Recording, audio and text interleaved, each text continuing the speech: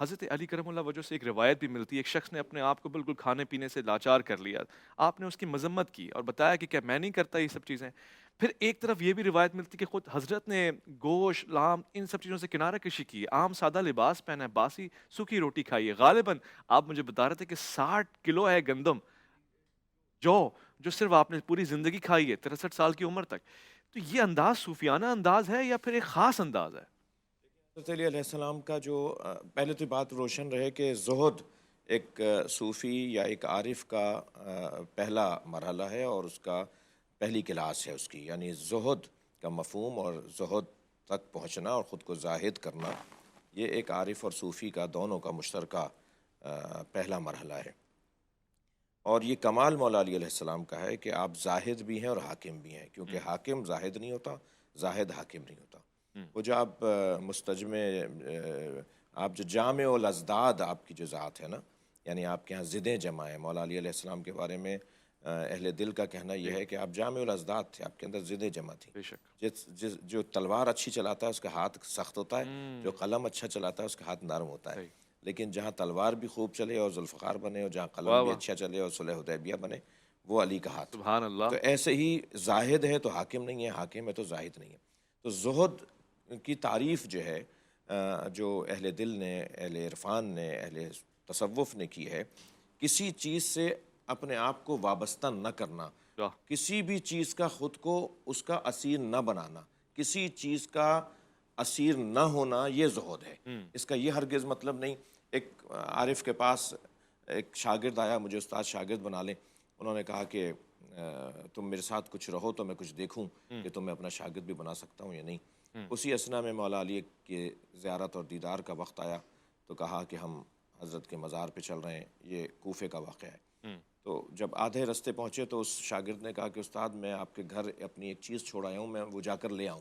ہوں، تو استاد نے کہا کہ وہ کیا چیز ہے؟ سید علی قاضی طباطبائی جو حضرت ہوں، آیت اللہ امام خمینی کے بھی استاد، آیت اللہ بہجت کے بھی استاد، علامہ محمد حسین طباطبائی جیسے عرفا اور اہل دل اور اہل عرفان کے استاد تھے، ان کا یہ واقعہ ہے۔ ہوں، انہوں نے کہا وہ کیا چیز ہے جو رہ گئی میرے گھر؟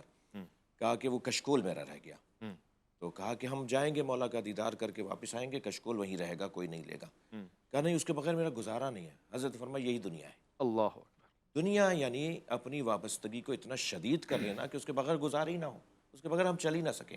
اور زہد یعنی جب چاہیں ہم اپنی دنیا سے ہاتھ اٹھا لیں، واہ! اپنی لذتوں سے، اپنے ذوقیات سے، اپنے شوقیات سے، اپنی ترجیحات سے جب چاہیں ہاتھ اٹھا لیں، وہی زہد ہے۔ واہ! مولا کائنات کیونکہ زاہدوں کے زاہد ہیں واہ واہ اور واہ! زاہدوں کے لیے پیر اور مرشد ہیں، مرشد ہیں۔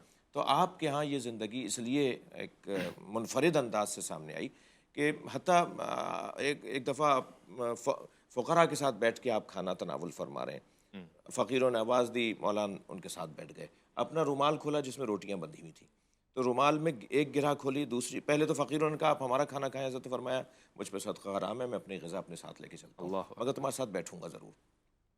پھر آپ نے وہ جب گرہ کھولنے لگے تو ایک پر دوسری، دوسری پہ تیسری گرہ، تو ایک فقیر نے پوچھ لیا کہ یا علی اس میں کیا ہے؟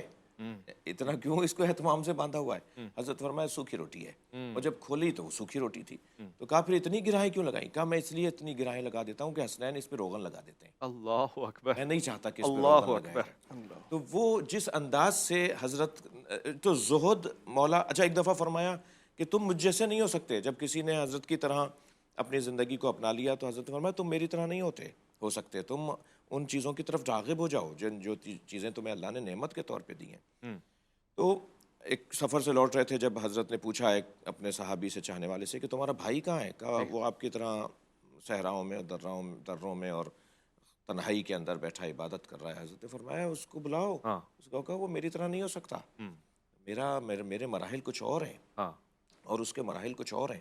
تو یہ بھی شاید ایک پیغام ہے کہ ہم لوگ بعض اوقات دیکھا دیکھی بھی جی، جی، کر رہے جی، ہوتے ہیں، جی، جی، جی، اور ہم سمجھ رہے ہوتے ہیں جی، کہ وہ جو آج اس کیفیت میں ہے وہ آج پہلے دن ہی اس کیفیت میں ہے۔ وہ اس کیفیت میں بہت مدت بعد پہنچا ہے، اس نے بڑی ریاضتیں اٹھائی ہیں، مراحل گزارے ہیں۔ ہوں، تو ہم پہلے دن اس درجے پہ نہیں پہنچ سکتے جس درجے پر وہ شاید بہت محنتوں کے بعد پہنچا حقیقت ہو۔ فرما، اور وہ جو صحبت جو تربیت ان کو ملی ہے وہ تو نگہداشی الگ ہے۔